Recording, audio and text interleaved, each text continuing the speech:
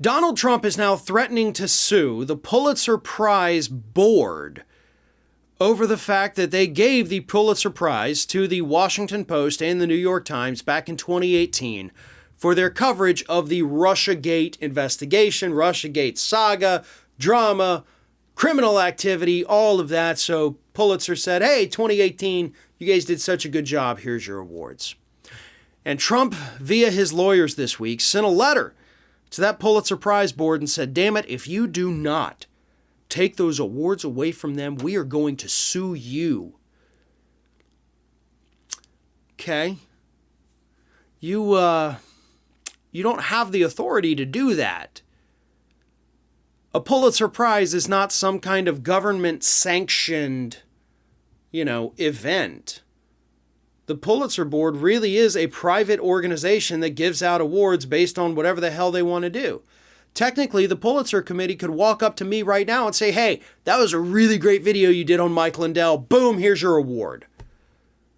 It doesn't have to be based on anything. Yes, it is super prestigious. I mean, absolutely, it's an honor to get one of those awards. I wouldn't know that, but I'm assuming it's an honor to get those awards. And yet, they're saying, if you don't take it back, because we don't like their reporting on Russiagate, and of course because, yes, they did have to print a couple of corrections. Okay, so they printed some corrections. They realized they made a mistake and they fixed it. That's not grounds for them having to surrender the awards or go and confiscate them. This is a lawsuit that Donald Trump has filed because he's a petty little idiot. You don't get to take their Pulitzer away just because you don't like them. You don't get to take their Pulitzer away just because you disagreed with their reporting. You don't get to tell the Pulitzer Committee what they can and cannot do with their awards. If they want to go out there right now and give an award to Breitbart, there's literally nothing we could do. It is what it is. Why are you being so friggin' petty about this? The reason is simple. The reason I believe they're doing this is because they want to get attention to the fact that, what was it? That guy that was involved with the Steele dossier recently did get indicted, for lying to federal authorities. So that's a big deal. They're trying to discredit everything that happened with this Russiagate investigation. We do know now, obviously, parts of the Steele dossier totally fabricated. Parts of it definitely correct. The Mueller investigation did, in fact, find improper channels of communication between the Trump campaign and people who purported to be from the Russian government.